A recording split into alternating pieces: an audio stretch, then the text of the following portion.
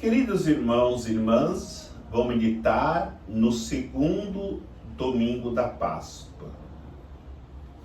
O segundo domingo da Páscoa é celebrado como o Domingo da Misericórdia, que foi uma festa introduzida pelo nosso saudoso Papa, hoje São João Paulo II.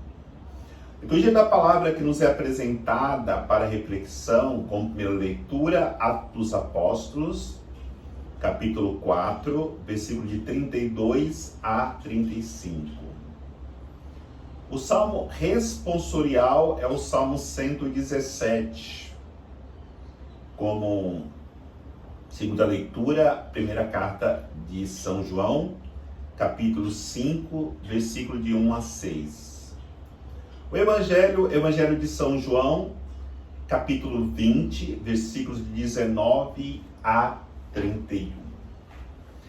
Dentro deste período da Páscoa, sem contar a Quaresma, que é preparação para entrar neste período, nós vivemos três grandes momentos. O primeiro momento é a vigília pascal. Podemos prestar atenção, quando o padre reza o prefácio na missa da vigília pascal, que é aquela oração que se faz preparando para cantarmos o santo, o padre diz essa noite santa. Esse é o primeiro período que nos introduz na vivência deste grande mistério que é a celebração da Páscoa. Depois, já no domingo, nós iniciamos o segundo momento, que é a oitava da Páscoa. Celebramos o dia da Páscoa em 8 dias, como se fosse um único dia. Então, durante esse tempo, o prefácio que o padre reza na missa, ele vai dizer esse dia santo. Durante 8 dias ele vai dizer no prefácio, esse dia santo. E temos o terceiro período, que é o tempo pascal, que inicia-se depois das oitavas, ou seja, amanhã, porque hoje termina a oitava da Páscoa, nesse domingo, irá até Pentecostes. E no prefácio o padre redará esse tempo da Páscoa, a noite da Páscoa, o dia da Páscoa e o tempo pascal. Diante dessa realidade, estamos chamados a refletirmos em cada um deste tempo, deste momento, dentro da celebração da Páscoa. Primeiro, meditamos sobre a vigília pascal. Ali, nós tomamos consciência da história da nossa salvação, que inicia com a narração da criação no Antigo Testamento e fecha o Antigo Testamento com o profeta Ezequiel dizendo que Deus iria tirar do nosso peito o coração de pedra e introduzir um coração de carne, ou seja, um coração capaz de amar. E aí, depois dessa reflexão, nós também fazemos um gesto muito significativo, porque no batismo nós recebemos uma luz. E se essa luz se apaga na nossa caminhada, pelos nossos pecados, pelo nosso afastamento de Deus, na noite da vigília pascal nós somos chamados a reacender no fogo novo essa luz. E acendemos a luz e fazemos na renovação das promessas batismais 2 gestos muito importantes, que é renunciar Satanás, renunciar o mal e professar a nossa fé, nos preparando para podermos assim respondermos ao chamado de Cristo em nossas vidas, para que possamos ressuscitarmos com Ele. Aí entramos no segundo momento, que é o que nós estamos vivendo e estamos terminando hoje, que é a oitava da Páscoa. Na oitava da Páscoa, como diz a primeira leitura de hoje do Atos dos Apóstolos, nós somos chamados a entender o convite de Deus para que vivamos profundamente uma vida comunitária na unidade. Porque somente daremos testemunho do Cristo ressuscitado se nós vivermos a unidade. Vai dizer a primeira leitura que os discípulos colocavam tudo em comum. Ninguém dizia que era seu aquilo que lhe pertencia, mas colocava à disposição da comunidade, à disposição dos necessitados. Aí é bom nós entendermos que precisamos ser comunidade. Existe um texto, no Atos dos Apóstolos, que nós refletimos durante a oitava da Páscoa, que é um texto que nos faz refletir profundamente se temos sido comunidade ou não. Porque aquele texto nos mostra o perigo que nós corremos de vivermos esta realidade. Lembram-se? E essa passagem vai praticamente a partir do meio da oitava da Páscoa até o final, se refletido em todas as liturgias, que é aquele texto que quando João e Pedro sobem ao templo para rezar, o coxo está lá na porta do templo, pedindo esmola. Esse coxo pode ser cada um de nós. Por quê? Porque quanto tempo aquele coxo estava diante da porta do templo pedindo esmola, mas nunca se satisfazia, nunca encontrava felicidade. Será que a situação não acontece conosco? Estamos tanto tempo na igreja, na porta do templo, mas nunca nos comprometemos com ela. Nunca nos tornamos comunidade. Estamos ali só para pedir esmola. E aí, diante da situação, nós entendemos quando vamos para a igreja só para pedir emprego, pedir saúde, pedir bênção para a família, mas não queremos comprometimento. Percebamos, talvez nós corremos o risco de vivermos a vida inteira na porta do templo pedindo esmola, sem nunca mudar de vida como mudou a vida aquele coxo. Porque no dia que ele recebeu dos apóstolos aquilo que eles tinham de mais precioso para oferecer, ele mudou de vida. Ele nunca mais pediu esmola. Ouro e prata não tenho, mas o que tenho eu te dou. Em nome de Jesus Cristo, levanta-te e anda.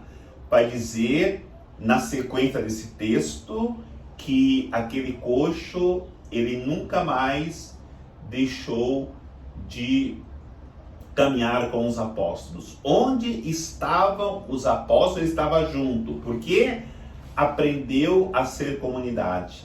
Não precisava mais pedir esmolas. Estava agora na comunidade e a comunidade provia as suas necessidades, porque a comunidade de Deus é uma comunidade providente. Por quê? Porque vive da providência de Deus. E tudo que se tem se coloca em comum. Por isso, é que nós precisamos entrar no Evangelho de hoje. Quando nós somos comunidade, Deus nos envia em missão. No Evangelho de hoje, existem algumas frases que de fato nos ensina como precisamos viver a vida missionária. A vida de homens e mulheres enviados por Deus para anunciar o seu reino. Quando Jesus entra naquela sala que está ali os discípulos com medo dos judeus, Jesus diz 3 vezes: a paz esteja convosco. A paz esteja convosco. A paz esteja convosco. Isso quer dizer, se você está passando pela paixão, pelo sofrimento, pelas tribulações, a paz esteja convosco. Você está passando pela morte, a paz esteja convosco. Se você ressuscitar com Cristo, a paz esteja convosco. Nesse tempo de pandemia, como que é importante nós entendermos esta presença de Jesus no meio dos apóstolos, mesmo que ainda eles não o reconheciam. Não reconhecia que ele havia ressuscitado, mas ele quer colocar a paz em nossos corações. A paz esteja convosco. Então precisamos estar em paz para sermos missionários, para anunciarmos Jesus. Outra realidade que ele fala para os discípulos: a quem perdoardes os pecados serão perdoados, o que retiverdes serão retidos. Não dá para poder ser missionário ou sermos missionários se nós não aprendermos a perdoar os que nos ofenderam, os que nos machucaram, ou as pessoas que nós temos diferença. É outra realidade imprescindível para que nós possamos sermos anunciadores do amor, como diz São João na segunda leitura. Esse mandamento do amor, ele passa necessariamente pelo perdão.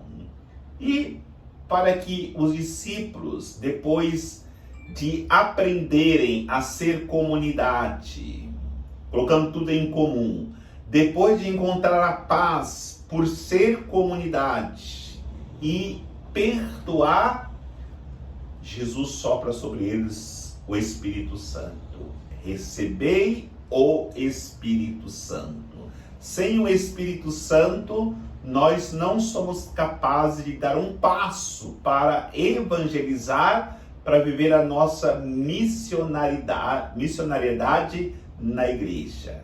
Cada um de nós, da maneira que Deus nos chamou, eu como padre, você como consagrado, como consagrada, o bispo como bispo, o papa como papa, a mãe de família, o pai de família, a viúva, o jovem, cada um é chamado a ser missionário, a ser missionária na condição que Deus lhe chamou. E onde nós estivermos, precisamos viver a nossa missionariedade na condição que fomos chamados, como diz Santa Teresinha, que nós devemos florir onde Deus nos plantou. Precisamos ali produzir frutos, mas para isso precisamos estarmos engajados na comunidade. O Evangelho narra: os discípulos estavam reunidos, no entanto, Tomé não foi